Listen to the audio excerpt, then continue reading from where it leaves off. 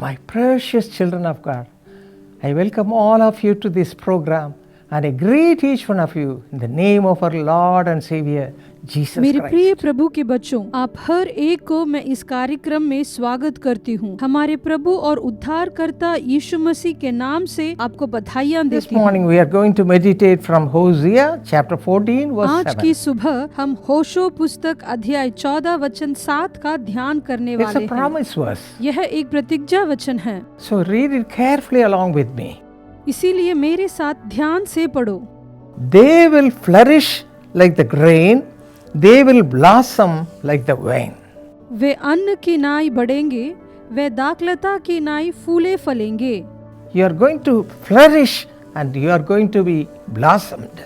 आप लोग बढ़ने वाले हो और फूले फलने वाले हो। And Psalm 66 verse 12 also says, you brought us out to rich fulfillment. और भजन संहिता 66 वचन 12 में लिखा है, तूने हमको उभार के सुख से भर दिया है। How to receive all these blessings? इन सभी आशीषों को कैसे प्राप्त करें? If you read Proverbs chapter 28 verse 25, it says, he who trusts in the Lord will be prospered. अगर आप लोग नीति वचन 28 वचन 25 को पढ़ोगे तो जो यहोवा पर भरोसा रखता है वह हष्ट-पुष्ट हो जाता है। Just believe on the Lord Jesus Christ. प्रभु यीशु मसीह पर विश्वास रखो।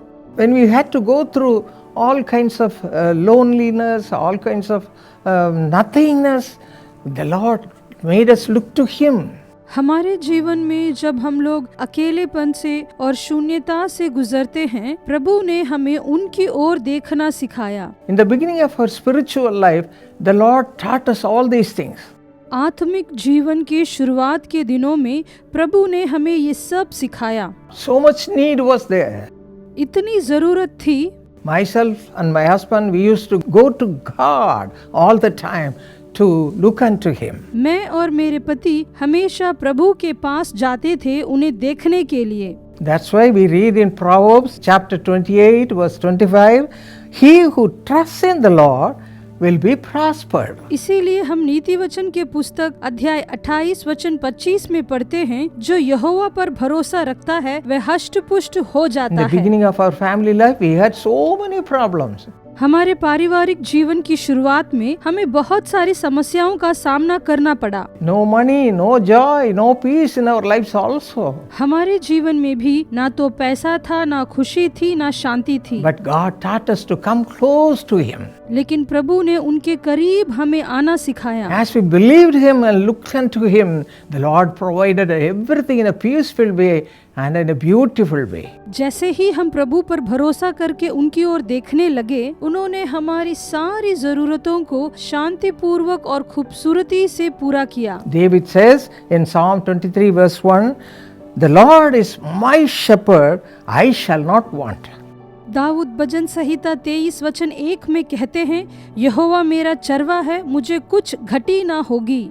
Verse 6 also he says, surely goodness and mercy shall follow me all the days of my life. वचन 6 में भी वे इस प्रकार से कहते हैं, निश्चय भलाई और करुणा जीवन भर मेरे साथ साथ बनी रहेगी। Until his death he received all God's abundant blessings. उनके मृत्यु तक उन्हें प्रभु का भरपूर आशीर्वाद प्राप्त होता रहा। Yes, my friends, you also have the practice of looking unto God for each and everything. हाँ मेरे दोस्तों, आप लोगों को भी सभी कार्य के लिए प्रभु की ओर देखने का अभ्यास होना It चाहिए। may be a simple thing or a big thing, whatever it may be, look unto Him. वे चाहे छोटा कार्य हो या बड़ा, कुछ भी हो, प्रभु की ओर देखो। Cling on to Him tightly. उन्हें कसकर पकड़ लो। Kneel down immediately. तुरंत घुटने टेको। You'll receive God's abundant blessings. आपको प्रभु का भरपूर आशीर्वाद मिलेगा। In my life, I have received all God's abundant blessings. मेरे जीवन में प्रभु के सारे भरपूर आशीष को मैंने पाया है। Shall we pray to receive God's abundant blessings right now? चलिए प्रभु की भरपूर आशीष पाने के लिए क्या अभी हम प्रार्थना करें? Come, let us pray. आइए हम प्रार्थना करें। Our precious Heavenly Father, हमारे प्रिय स्वर्गीय पिता, thank you, Lord, for your wonderful presence. हे प्रभु आपकी अद्भुत उपस्थिति के लिए Hear the धन्यवाद। cry of your children, O Father. हे पिता आपके बच्चों की पुकार सुनो।